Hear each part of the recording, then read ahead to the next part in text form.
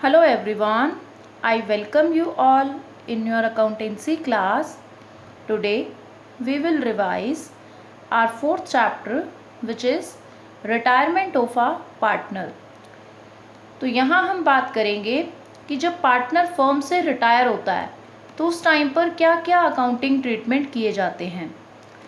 सबसे फर्स्ट चीज़ क्या रहेगी यहाँ पर कि जब पार्टनर जा रहा है फर्म से तो अब उसके जो शेयर वो था उसके पास प्रॉफिट का, उस शेयर को बाकी पार्टनर्स को मिल जाएगा। बाकी पार्टनर्स उसके जाने से गेन करेंगे क्योंकि वो कुछ ना कुछ पार्ट तो प्रॉफिट का ले रहा था। अब बाकी के पार्टनर्स कुछ ना कुछ पार्ट को जो है वो गेन करने वाले हैं, तो उनका कोई ना कोई गेनिंग रेशो होगा, किसी पर्टिकुलर रेशो में गेन करेंगे।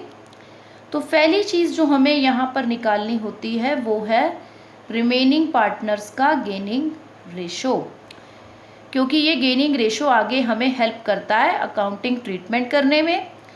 तो गेनिंग रेशो का मतलब कि पार्टनर्स थे, सपोज कीजिए ए बी सी, और ये प्रॉफिट को शेयर कर रहे थे 1:2:3 में। अब सपोज कीजिए इसमें से कोई भी एक पार्टनर, कोई भी एक ले सकते हैं, बी पार्टनर रिटायर हो जाता है। अदर कोई इन्फॉर्मेशन नहीं है आपके पास तो आप तो यही कहोगे भाई जो पुराना ए और सी का रेशो था उसी में वो कंटिन्यू कर लेंगे, बी तो चला गया रिटायर होकर के। तो ए और सी के बीच का जो न्यू रेशो हो जाएगा वो हो जाएगा 1:3। तो यहाँ आप जो है और कुछ देखें कि गेनिंग रेशो इनका क्या बनने वाला है। तो गेनिंग जो इनका ओल्ड रेशो था इन्होंने उसी रेशो में ही गेन कर लिया। 1:3 इनका न्यू भी रेशो है और इसी रेशो में इन्होंने गेन भी किया। कोई पर्टिकुलर रेशो बता दे कि इस रेशो में बी अपना शेयर इन्हें दे करके जा रहा है तो वो गेनिंग रेशो हो जाएगा।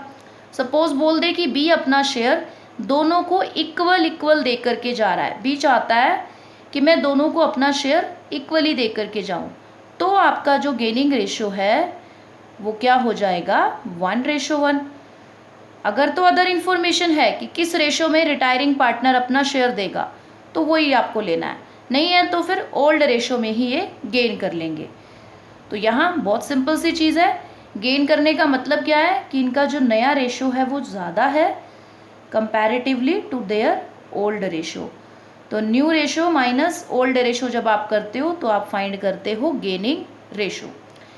अब बात आती है कि गेनिंग रेशो निकाला, यूज़ क्या है इसका, why we have to find this.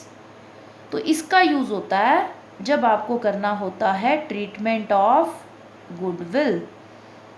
अब गुडविल का क्या काम है, यहाँ जो पार्टनर है रिटायर होकर के जा रहा है वो कहता है कि जब तक मैं पार्टनरशिप में था मैंने भी एफर्ट्स किए पार्टनरशिप फर्म में, तो मेरी वजह से भी गुडविल तो जनरेट हुआ है।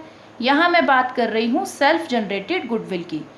जो परचेज गुडविल होती है उसको सिर्फ आप राइट ऑफ करते हो, वो एक सिंपल एसेट होती है, वहाँ कुछ ज़्यादा कंसिड्रेशन नहीं करना है। अगर गुडविल एसेट साइड में बैलेंस शीट में पड़ी है उसको आप कहते हो गुडविल ऑलरेडी अपीयरिंग, वो एक नॉर्मल एसेट है, उसको राइट ऑफ करना है।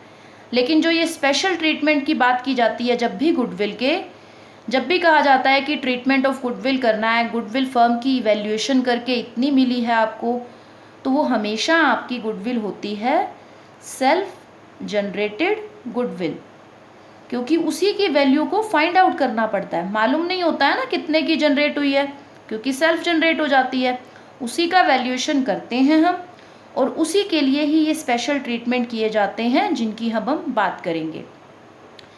तो रिटायरिंग पार्टनर कहता है कि मैं फर्म से जा रहा हूँ अब, तो मैंने जो भी एफर्ट्स किए थे मेरी वजह से जो भी गुडविल अर्न हुई है, अब वो फ्यूचर में आपको हेल्प करेगी रिमेनिंग पार्टनर्स को प्रॉफिट को अर्न करने में।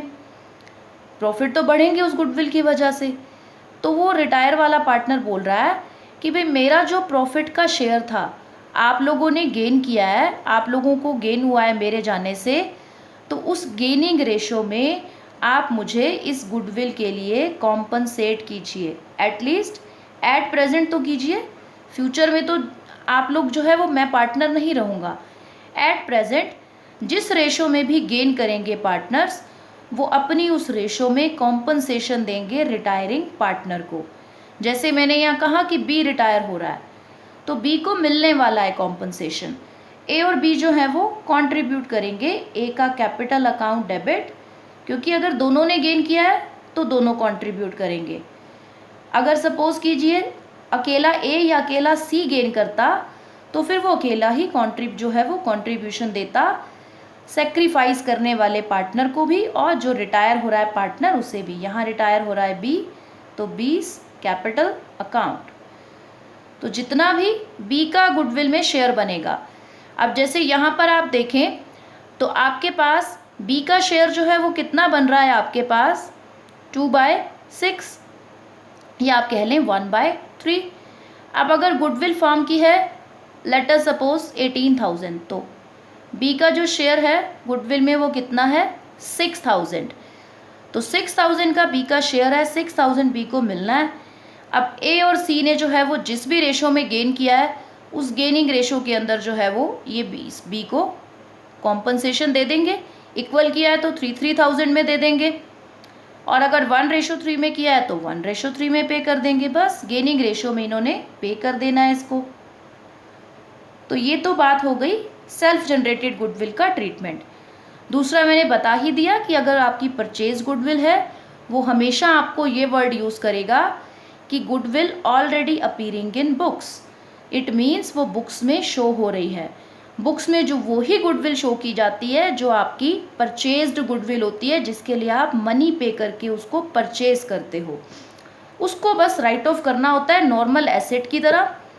एसेट कैसे राइट ऑफ होती हैं? एसेट्स क्रेडिट हो जाती हैं और बाकी के पार्टनर्स जो हैं वो डेबिट हो जाते हैं।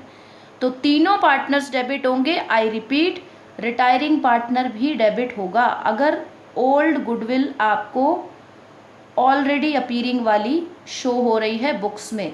बुक्स का मतलब होता है आपकी बैलेंस शीट में एज एसेट शो की गई है।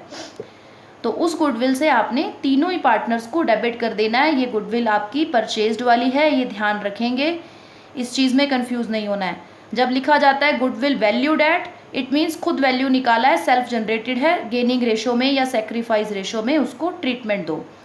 गुडविल ऑलरेडी अपीयरिंग या old goodwill, it is an asset और इसको करेंगे राइट ऑफ। और सारे पार्टनर्स का इस पर हक है इंक्लूडिंग रिटायरिंग पार्टनर, क्योंकि ये एसेट तब की है जब रिटायरिंग पार्टनर भी एक फुल फ्लेज पार्टनर था। तो आपने एस कैपिटल अकाउंट, बीस कैपिटल अकाउंट और सीज कैपिटल अकाउंट तीनों को करना है डेबिट। और आपकी जो एसेट जो भी है, सपोज कीजिए 10,000 की आपको शो हो रही थी, तो तीनों पार्टनर्स जिस भी रेशो में पार्टनर्स हैं उसी रेशो में आपने जो है वो इनको डेबिट करना है। और टू गुडविल अकाउंट, आपकी 10,000 की गुडविल है, 10,000 शो जाएगी, इक्वल पार्टनर्स हैं, इक्वल रेशो में डाल दो। अगर पर्टिकुलर कोई रेशो है तो उस रेशो में डिवाइड कर दोगे। तो यहाँ जो भी रेशो आपको मेंशन होगा उसी रेशो में आपने इसको डिवाइड कर देना है। सपोज 3 पार्टनर्स थे, रेशो है 2:1:2, तो इस रेशो में डिवाइड कर दोगे आप 4,000 एंड 2,000 रुपीज़। सो इस तरह से आपने जो भी आपके पास, और यहाँ जो ये रेशो मैंने लिया है ये नॉर्मली जो ओल्ड रेशो था ओल्ड पार्टनर्स का, ओल्ड पार्टनर्स मतलब इंक्लूडिंग रिटायरिंग पार्टनर। तो यहाँ एक चीज़ आप क्लियरिटी से ले लो कि सिर्फ जो सेल्फ जनरेटेड गुडविल है उसका ट्रीटमेंट स्पेशल तरीके से होगा, बाकी सब चीज़ें ओल्ड रेशो में ओल्ड पार्टनर्स में बढ़ती हैं। ओल्ड मतलब इंक्लूडिंग रिटायरिंग पार्टनर। इसी तरह से ये आपके जो अक्यूमुलेटेड रिजर्व, प्रॉफिट्स, कुछ भी पड़ा है आपके पास उसको आपने सभी पार्टनर्स में बांट देना है, क्योंकि रिटायरिंग पार्टनर अपने हिस्से के सारे रिजर्व, सारे प्रॉफिट्स, रीवैल्यूएशन अकाउंट का प्रॉफिट या लॉस सब शेयर करके अपने कैपिटल अकाउंट में रिसीव करेगा। अगर कोई डेबिट की चीज़ है, कोई लॉस है, तो भी उसके कैपिटल अकाउंट में ट्रांसफ़र होगा। अब लास्ट जो मेन इंपॉर्टेंट चीज़ है वो यहाँ पर क्या रहती है कि अब रिटायरिंग पार्टनर को अगर तो आप कैश में पेमेंट करना चाहते हो तो आप क्या लिखोगे यहाँ, जो भी आपका रिटायरिंग पार्टनर है, retiring partners capital account debit to cash या बैंक। या तो आप ये कर सकते हो कि आपने ऑन द स्पॉट उसको उसका पूरा जितना भी ड्यू अमाउंट बनता था वो आपने पे कर दिया। अगर आप कैश या बैंक के थ्रू ऑन द स्पॉट नहीं पे कर रहे हो तो फिर इसकी रिप्लेसमेंट में आपने क्या करना है, उस रिटायरिंग पार्टनर के लोन अकाउंट में इसको ट्रांसफ़र कर देना है। जितना भी उसका कैपिटल का पैसा बनता है आपने ये मान लेना है कि आपने उस पार्टनर को एज लोन अब रखा हुआ है अपने पास ये पैसा। अगर फर्म के पास अभी नहीं है देने को तो लोन अकाउंट में ट्रांसफ़र। अब नंबर 2 बात कि पार्टनर का जब लोन डिसाइड हो गया है ना कि एज लोन ट्रांसफ़र कर देना है, मेंशन है तो उस रेट ऑफ इंटरेस्ट से उसको इंटरेस्ट देते रहो। अदरवाइज़ आप अपनी मर्ज़ी से जो लेते हो इंटरेस्ट रेट वो रहेगी 6%। 6% से जब तक उसके लोन की रीपेमेंट ना कर दो तब तक उसको इंटरेस्ट प्रोवाइड करना है। कई बार पार्टनर ये भी चूज़ कर लेता है कि मुझे इंटरेस्ट मत दो, मैं प्रॉफिट में कुछ हिस्सा शेयर कर लूँगा, बट वो पार्टनर नहीं है। अब वो एक कंडीशन रख सकता है और सबके एग्रीमेंट म्यूचुअल एग्रीमेंट से अगर एग्री हो गए तो होगी, अदरवाइज इंटरेस्ट ही मिलेगा उसको उसके लोन पर। रेट आपको बताएंगे देन ओके, नहीं है तो 6% से। कब करोगे लोन में, जब कैश या बैंक के थ्रू पेमेंट नहीं कर रहे हो।